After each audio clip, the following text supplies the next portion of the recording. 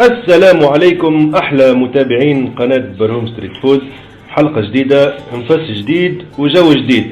اليوم الحلقة متاعنا تحت شعار حوتة وخمسة وقرن غزال. اليوم كسكسي بالحوت يعمل 66 كيف، أول مرة باش نصوروه. كسكسي بالقراض يعمل 66 كيف. اليوم باش نقدموا لكم وصفة جديدة مزيانة ياسر، وكالعادة معناها النتيجة باش تكون ياسر ممتازة. الوردة هذه هديتها لزوجتي العزيزة ونهديها لكم زاد لكم انتوما أحلى متابعين القناة، ونقول لكم ربي يخليكم ليا، وإن شاء الله الناس الكل من حسن إلى أحسن. يلا مها أعطينا شنو المكونات بالضبط. بسم الله. هذا عندنا القراص، ما شاء الله قراض جديد يشعل معناتها حتى هنا تشوفوه باش تعرفوه هو أخضر الدم نزال في وسطه معناتها. هذا باش تعرف الحوت فريشك. فريشك العوينات يبداو يشعلوا.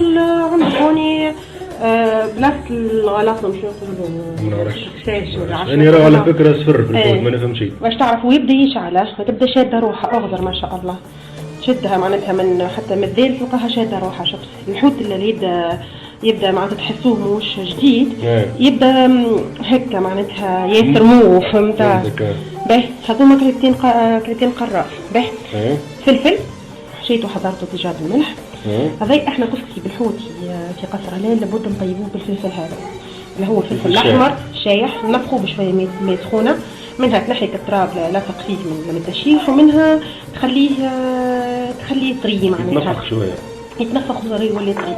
باهي هنايا قرعه 200 قرعه، كعبتين بطاطا، كعبتين طماطم، حطيت عليهم شويه ثوم نحطه صحيح، يعني ما نعصرش الثوم. نعرف برشا عباد يقول لك كيفاش يحطوا الثوم في الكسكسي اصلا فهمت. احنا الثوم هنا القصرين نخليه صحيح، ما نعصروش باش ما يخرجش برشا جو في الكسكسي فهمت. جوست يخرج جو باش يمشي مع الحوت هكا، هو جوست باش يفوح الحوت. وبصيله البصله راهي فاكولتاتيف، فما شكون ما يحطش جمله. باهي باش نفهمكم حاجه جست على القراعه وكهو، باش نفهمكم شنو الفرق في القراعه. هذه القراعه البهيره، هذا قراعه مش باهي فهمت. زوجي باهي القراعه فهمت. زوجي باش نعرف نقضي خاطر ماما قضيه هو، وفي مرتين قضيه هو ونحلف عليه راه ما ثبتش اصلا والله لا ثبتها بكل. باهي القراعه هذه شفتوه كيفاش شعره اصلا كي تغزر لها على جنب منا وتغزر لها ترى انه معناتها ديجا العروق ياسر واضحين ياسر. شفت كيفاش هذا يدوب ما يدخل في وسط السقاي يتحل.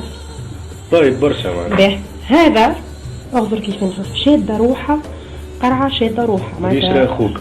لا شريتها انت باقي شريتها انت زوز هذوما. انت ما عرفتش كيفاش نظلت معناتها. ما عادش تاخذ من هذا يا مفيد، ما عادش تاخذ منه. حاضر عارفي ما عادش نعاود صراحتي عارفي.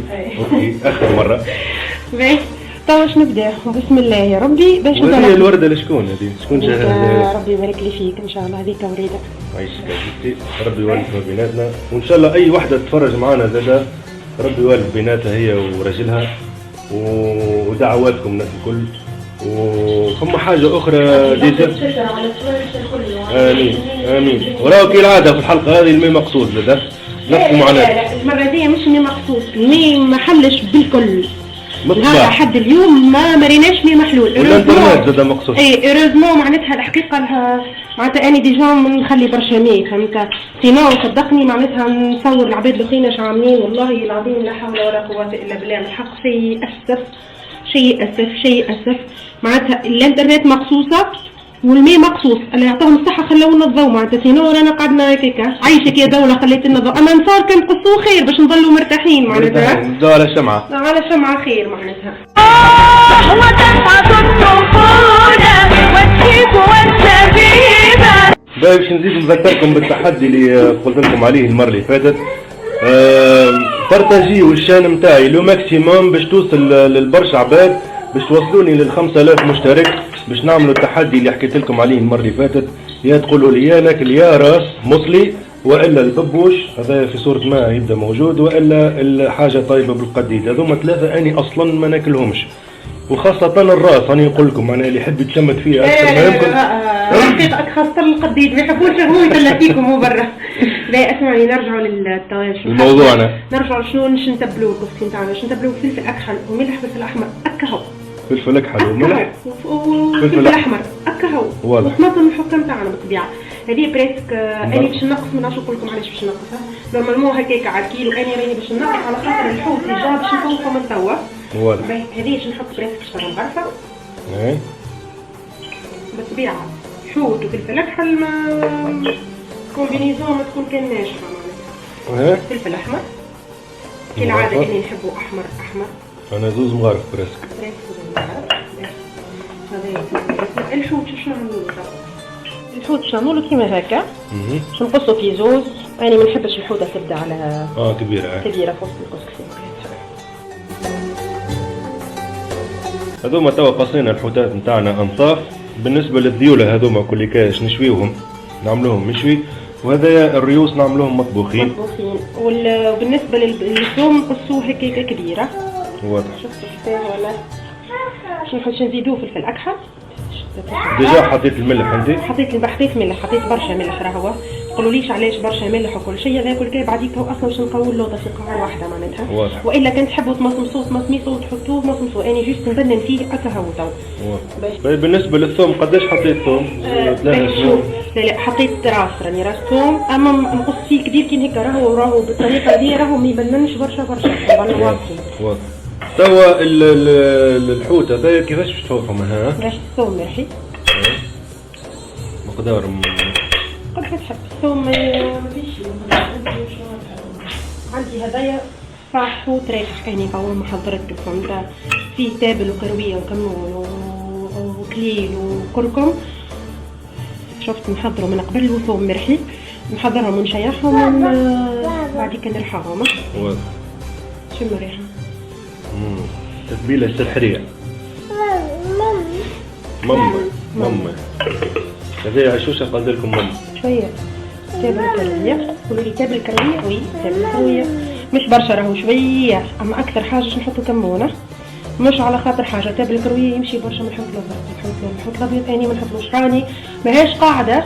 قولوليش كيفاش تقول ماهيش قاعده. اني نحب هكا. اني رايديتو معناتها لا هكاك خاطر نعرف فما شي يقولوا لا الحوت الازرق. هذه اني حسب ذوقي اني وذوق عائلتي معناتها، فهمت؟ الحوت الازرق نحسه يمشي معاه برشا مع التابل والكرويه.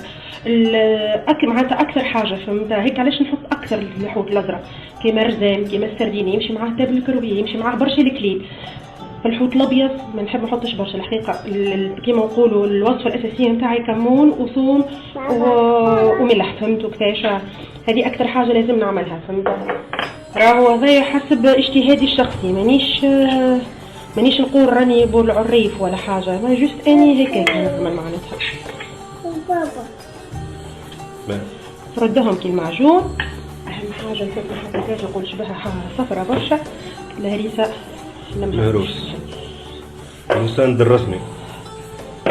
عندنا هنايا نزيدو نعملوا لها شريطات باش التتبيله تدخل في اللحم حتى وصلوا للعظم. شفتوا كيفاش؟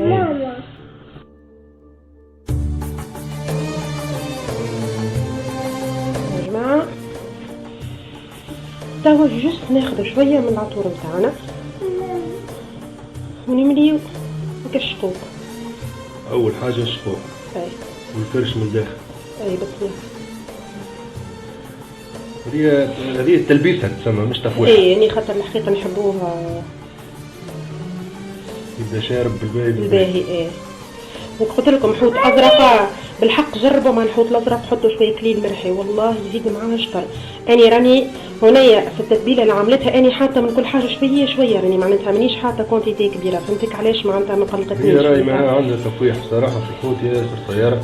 نخلي لكم فما شكون في الحوت الازرق في الحوت الابيض يقول لك كيفاش انت الحوت بدلت له طعمته ما قعد منه شيء وكل شيء، فهمت؟ معناتها نرنو ثوم وكمون وكهو. لا والله جربوه هكاك تشوفوا معناتها. ديجا تنخليكم تلقاو الرابط نتاع الحلقه الفوق على اليمين نتاع التتبيله نتاع الحوت المشوي. وقت نهارتها عملنا حوت مشوي على اللحم زاد بصراحه طلع قنبله ذريه اخرى. واذواق الدنيا راهو فما شكون يحب يضل القوم تاع الحوت ياسر طاغيه، فهمت؟ كل واحد شنو يحب، فهمت؟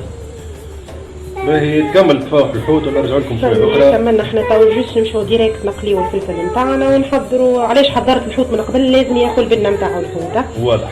باش هذا حويتاتنا مريقلين، ما نتعداوش نقليو الفلفل نتاعنا. اوكي.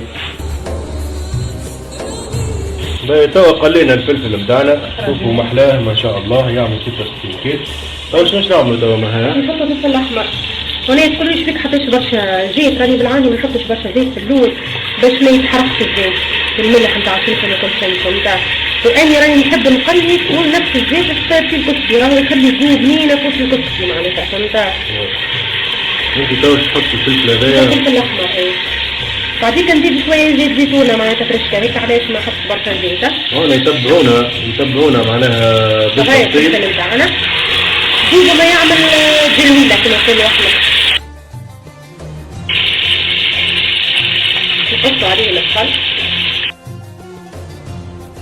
البصله دوما تغبال شويه، دوما تغبال شويه نحطوا عليها الطماطم نتاعنا بالفحات نتاعها. وفما شكون يقول لي علاش حطيت الفلفل الاحمر مع الزيت، شبيك ما تحطوش في الاخر فهمت. ما يجيني هيك يسيب الحموريه نتاعو اكثر معناتها، وكل واحد وكيفاش. راني ما نوصلش معناتها ما خليش كل يدور برشا الفلفل الاحمر، بيهم يدخل في وسط الزيت هكا هو فهمت. مانيش باش نحرقه معناتها بلغه اخرى. باهي المكونات هذه كل قداش تقعد تتقلى معاها؟ شويه مش برشا، ماني ديما اسمع راهو الوحيد اللي نخليوه يتقلى برشا عندك اللحم والى الدجاج هكا هو. مادام ما فماش خضره جوست هكا، وانا خاطر لي قرينات فلفل زاد راهو باش نطيبهم شويه، باش نزيدهم شويه ماء احنا تو شويه اخرى دوما تتقلى يا ماما. نحط طماطم معجونه يا سيدي باش توا خليها تزيد شويه، اذا الطماطم الكعب دوما تذبال شويه. اي وكتر الثوم هذيك اللي حطيتهم تعطي بنه مش نورمال للفلفل من بعد بالحقيقه، بنن الفلفل بسيطه غير عاديه. صافي المرحله الثانيه نزيدو طماطم، مغرفتين طماطم على كيلو كرفيه، وتقعد تتقلى الطماطم مش برشا زاد تتقلى جزء، لا تتقلى ونزيدوها شويه ماء سخونه، ما نخليوهاش وحدها سينو تتحرق معناتها. باش نزيدو شويه ماء سخونه شويه مش برشا، راه جست باش نخليو الطماطم تاخذ وقتها مع الفلفل وقتها هو جست لتطيب الفلفل وقتها. انا نتاع دريش هكا دريش دوما يطيب الفلفل، نخرجوا قريناتنا هذوكا باش نزينو من بعض ونمرقوا المرقه الكبيره، وباش نحطوا خضرتنا. معاه الحوت ما تقليش؟ ما يتقلاش. فما شكون يقليه زاد راهو يعني الحقيقه لا معناتها هيك ولا نعرف روحي نعرف امها حتى نعرف امها يرحمها هكاك. طيب كانت الطريقه هذه فهمت. كورتو نعرف شكون يفور تفويره الاولى على الماء على الماء وكهو، تفويره ثانيه يخلي الحوت في وسط الصباع في وسط هكاك معناتها في وسط الصوص هذايا، ويزيد الخضره ويدخل شيء ويفور تفويره ثانيه عليها فهمت. زاد تنجم تجي ويفور تجي بنينه، ماني الحقيقه ما جربتهاش معناتها فهمت، اما نتصورها تجي بنينه الحقيقه نتصورها. ديما من غير ما نوصيكم تبعوا بالتفصيل الحلقه نتاعنا باش تتعلموا الوصفه نتاعنا هاي الخاصه بها هي، وكالعاده من غير ما نقول لكم النتيجه شنو هي خاطر معروفه. هو مثلا يقول لك ثم اساسيات وكل شيء، ثم الحاجه الاساسيه في كسكسي بالحوت الهلالي ولا المساحلي القرع نتاع الحوت ما ينجمش يجيب القرع بالطزينه، ما ينجمش يجيب القرع الاحمر، يجي كان القرع الحوت هو القرع الاحمر هكا هو هكا راح نقولوا له القرع الحوت هذاك فهمتوا كيفاش؟ بالقرع الاحمر يجي هذاك بنته، هكا القرع نتاع البطاطا يقولوا له لك الاصفر ولا كيفاش ماهوش بنين الحقيقه. فلفلنا لهني نحيو زبال وكل شيء نهزوه. ريتا طرف الزيت هذيك اللي طاهوتها هذيك تصير على حرب اهليه من بعد. مش نخليكم مش باش نخليكم هكاك خاطر باش نبل بها تفويره، مش نبل بها باش نستعملها في التفويره فنقول لكم كيفاش. هذه الكونسنتراسيون الروح نتاع التقنيه، الروح ما فيهاش صدقني بنينه ماهاش نورمال. ارجع مناظر تشهي ولا ما تشهيش؟ صدقوني مش تشهي، عذاب أليم. حيو كان الزيت واضح باش نمرقوا على رواحنا بالماء عادي باش نزيدوا شويه ماء اخرى سخونه. الكميه نتاع الماء اللي تحطها ما تدخل فيها خبره ولا عندك كميه معينه؟ كميه تكفي للتفويرتين بالساعه ولا ما يعرفوا هما نوليو. واضح ولا تدخل فيها خبره. نحط القرع نتاعنا نحطوا البطاطا نتاعنا. باهي انتوما تقولوا لي شبيك شبينهم الكعبة الأخرى بطاطا وين الكعبة الأخرى قرع حطيناهم لهنا. هذوما الكعبتين الآخرين محطوطين في كسي قمح نفس المراحل لكن السميد يتبدل. تو باش نحط الكسكسي يفور والسلام عليكم. قداش يقعد يفوره؟ نص ساعة مريك. One long angry line later. هنايا راهو من غير عود يعني ما نحطلوش كسكسي بالحوت. لأن كسكسي بالحوت من غير عود. أما نحطو فلفل أكحل معاه. واضح. والتطويرة الثانية مش في التطويرة الأولى. الفلفل أكحل في التفويرة الثانية. إيه. حتى نوريكم الستات الكل كده. فما شكون يحط العود أنا ما نحطش الحقيقة. مريقلة. السميد متاعنا هنا مبسبس بالزيت. إيه. نتصوركم تعلمتوا معناها التكسكيس. غرفتين زيت ماني نقصدش على كوانتيتي كبيرة راهو ردوا بالكم. باهي هذا ايش نحطوه في الكسكاس نتاعنا يقعد نص ساعة يفور من بعد نرجعوا له شوية أخرى. وعلاش نقول مغرفين راك تحط له أكثر زيت راهو ما يفورلكش الباهي ما يشربش سقاف. يولي ملكز. ما يشربش لا بالعكس هو الزيت يخليه كعبة بكعبة أما يولي ما يشربش سقاف. فهمت زوز مغرفتين ماكس معناتها هذيك هي. وكيل هذا من غير ما نوصيكم باش تعملوا ابوني في الشان تاعنا تبارتاجيو الحلقة كان عجبتكم وتحطوا كجامك العجيبة ووصلوني لل 5000 مشترك باش نعمل اكيد تحدي وتتشمتوا فيها أكثر ما يمكن. يلا السلام عليكم.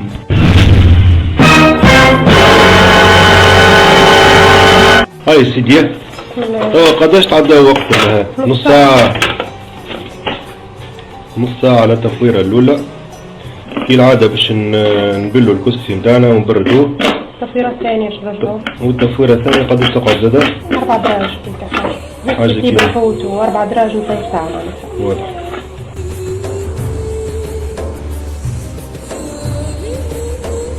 ديما نوصيكم كل مرة راهو الماء يكون بارد راهو مش سخون.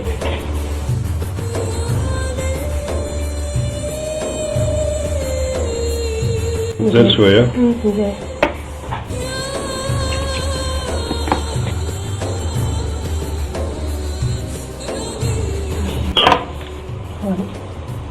طيب. سي بون. سي بون شو نحطو زيت هذا. هذه متاع بكري البازة اللي قلت لنا عليها بكري ها.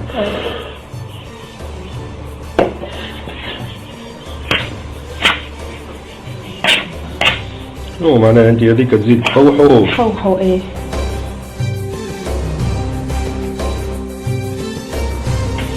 نرجعوه نصور نص ساعة أخرى ونحطوا الحوت متاعنا. نص ساعة ولا 4 دراج؟ نص ساعة نحطوه نص ساعة ونحطوا الحوت متاعنا يطيب. معناها الحوت توا هذا باش تحطوا توا. ايه. حاسيلو ترجع الكسكسي في الكسكاس تحط كعبة الحوت في المرق هذا ويقعد يفور نص ساعة وبعد نرجعوا لكم شوية أخرى. وكالعادة من غير ما نوصيكم باش تعملوا أبوني في الشان تاعنا بروم ستريت فود بارتاجيو الحلقة كان عجبتكم وتحطوا كجاب أكل عجيبة. يلا السلام عليكم. هاي سيدي حطينا البرنامج بتاعنا في فوق الواحد باش نحطوا شوية فلفل أكحل. هذه الحركة السحرية. نحطوا فلفل أكحل زلوطة. خاطر ديك الطرف اللي حطيناها فوق الحوت ماهيش نتاع كسكسي. ماهيش كافية. ماهيش كافية معناتها جست تفويح الحوت هكا هو. الكسكسي بالحوت كسكسي بالحوت والحوت يحب فلفل أكحل. واضح. باش كالعادة أني راني عندي زيت زيتون ذاك حاجة لازمة وأكيدة باش نحطها في التفويرة الثانية. راهو بالحق زيت الزيتون في التفويرة الثانية مع كسكسي بالحوت راهو يزيد الشطر ومانيش نكذب الحق يزيد الشطر ماهوش نورمال. باهي حطينا هذا هكاكا باش نزيدو. كمل كتر في الزيت فوق. ايه. باهي. هكا يلا ويفاور نص ساعة ونرجعوا له بعد. اوكي امورنا واضحة. هنا هنايا فوق الخط صار هبطة مريقل تصور خدش عن وقت. توا تعداو نص ساعة. ايه. باهي. توا تبردوا شوية وتصفي ها؟ ايه نبردوا ونحركوهم باهي بعد نسقيو. كانوا ناقص شوية زيدوه أنا زدتو شوية ميرة هو. خاطر شرب معناتها فهمتك زدتو شوية ميرة باش يتمريقل. كيما قلت لكم نوعية نتاع السميدة هذيا ناقصة ما تتحبش سقا فهمت. باهي تكمل تسقي الكسكسي مهاء وتعمل الدريساج نتاعها ونزينوا كل شيء ومن بعد نمشيو للمرحلة اللي من بعد اللي هي المرحلة نتاع التذوق باش نذوق، وكالعادة من غير ما نحكي لكم عن النتيجة تطلع معناها نتيجة ممتازة ياسر. وكالعادة من غير ما نوصيكم باش تعملوا ابوني في الشام تاعنا، بارتاجيو الحلقة، ورانا نحبوكم برشا، ونرجعوا لكم شوية أخرى. السلام عليكم. وأخيرا حضر المهرجان متاعنا، صدقني معناها فريمون مهرجان، معناها حاجة ماكلة تونسية 100% تعمل 66 كيف. الحوت مطبوخ، الحوت المشوي، القراع والبطاطا والحاسيلو. الحقيقة ناقص كاين حويجة بركة، سلطة بجل معها، سلطة بجل فيها شوية بصل ومعدنوس، صدقني شيء آخر. أول حاجة باش نعملوها هي توا باش نذوقوا الكسكسي متاعنا. كالعادة الأنواع متاع الكسكسي هذا والطبخات التقليدية التونسية يلزمك تكون متوحش. ضريبة بطاطا، ضريبة قراع، عبي المغرفة لو ماكسيموم، ونعملوا لها كيما هكا. بسم الله.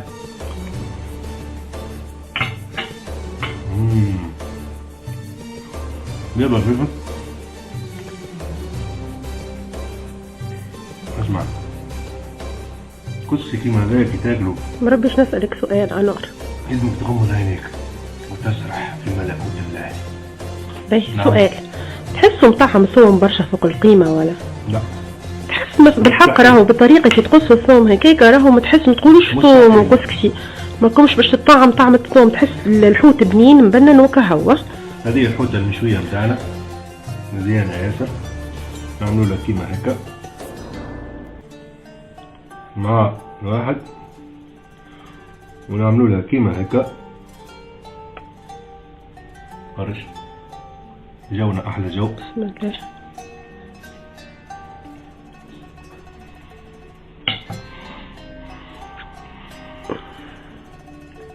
يا حبيبي يا حبيبي، نزيدوا والله اسمع ليقو كيف يصحوا في الفم، يضربوا لك طول في الاعصاب المسؤولة على الحاجات البنينة، ترسي لك فهمت الليل وكهو.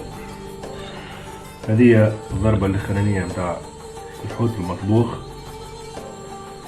بالله شوفوا الطراوة متاع الحوت، شوفوا الحوت كيفاش طري، سبلة هكا.